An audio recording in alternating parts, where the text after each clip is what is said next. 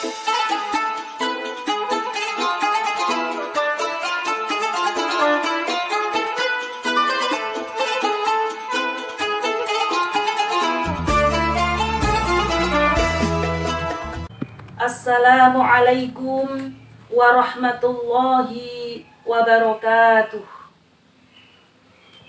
Bismillah walhamdulillah wassalatu wassalamu ala rasulillah wa ala alihi wa sahbihi wa mawalah.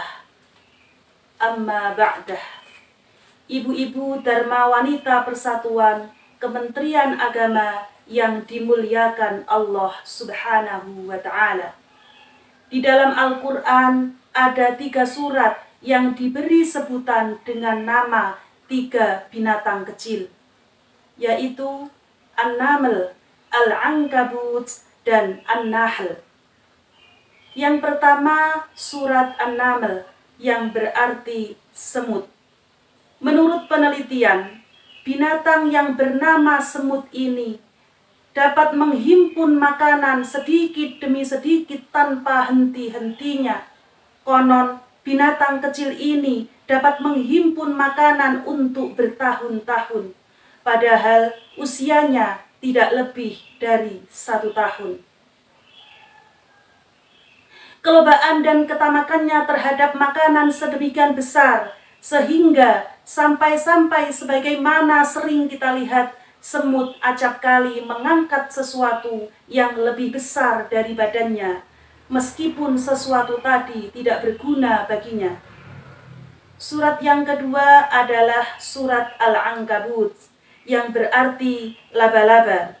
Di dalam surat ini sekilas disinggung tentang keadaan laba-laba, sebagaimana termaktub dalam ayat ke-41. A'udzu billahi minasyaitonir rajim. Bismillahirrahmanirrahim. Masalul ladzina ittakhadhu min dunillahi awliya'a kamatsalil ankabuti ittakhadhat baita.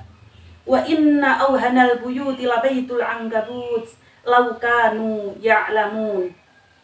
Yang artinya, perumpamaan orang-orang yang mengambil pelindung-pelindung selain Allah adalah seperti laba-laba yang membuat rumah. Dan sesungguhnya rumah yang paling lemah adalah rumah laba-laba jika mereka mengetahui. Rumah laba-laba bukanlah tempat yang aman. Apapun yang bertempat di situ pasti akan disergapnya dan dijadikan santapannya. Jangankan serangga yang tidak sejenis, bahkan pejantannya pun setelah selesai kawin pasti akan disergapnya pula untuk dimusnahkan oleh betinanya. Telur-telur laba-laba yang menetas saling berdesakan sehingga bisa saling memusnahkan. Sungguh suatu gambaran yang sangat mengerikan dari kehidupan seekor binatang. Ibu-ibu yang dirahmati Allah, surat yang ketiga adalah surat An-Nahl, yang berarti lebah. Binatang lebah memiliki insting untuk membuat atau memilih tempat untuk berdiam diri. Makanan lebah adalah sari-sari bunga.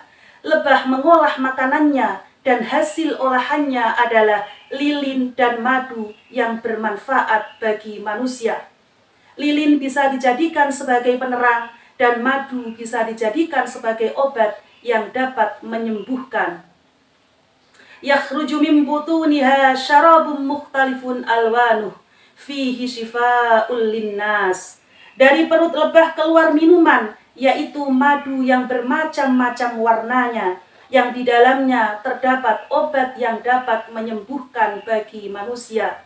Al-Quran Surat An-Nahl ayat 69. Bukan hanya madunya saja yang bisa dijadikan sebagai obat, bahkan sengatannya pun bisa dijadikan sebagai obat. Lebah tidak pernah mengganggu, kecuali jika ada yang mengganggunya terlebih dahulu. Ibu-ibu yang dimuliakan Allah, sikap hidup manusia seringkali diibaratkan dengan berbagai jenis binatang. Jelas ada manusia yang berbudaya atau beretika seperti semut. yaitu mereka yang suka menghimpun dan menumpuk ilmu dan materi saja. Kebiasaan menghimpun dan menumpuk materi juga timbul karena adanya aji mumpung. Di lain pihak, ada masyarakat yang berbudaya dan beretika seperti laba-laba, yaitu mereka yang tidak lagi memikirkan apa, di mana, dan kapan mereka makan, tetapi yang mereka pikirkan adalah siapa lagi yang akan mereka jadikan mangsa, siapa lagi yang akan mereka pinggirkan, siapa lagi yang akan mereka tendang, siapa lagi yang akan mereka injak-injak, dan siapa lagi yang akan mereka bunuh, baik fisik maupun karirnya. Dan selanjutnya ada masyarakat yang berbudaya dan beretika seperti lebah, yaitu mereka yang masyarakat yang hanya makan yang baik dan halal saja, yang menghasilkan sesuatu yang bermanfaat untuk sesamanya, dan tidak pernah mengganggu orang lain kecuali jika mereka diganggu terlebih dahulu.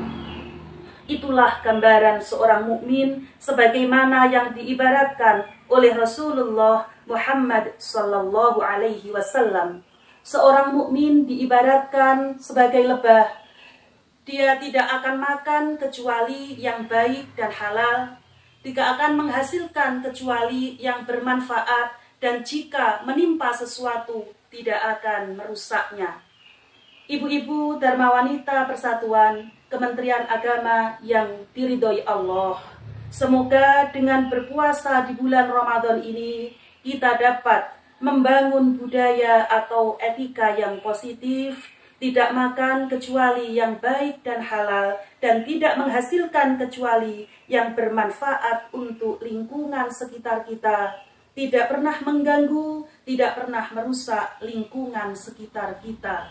Wal'afu minkum, thumma assalamu alaikum warahmatullahi wabarakatuh.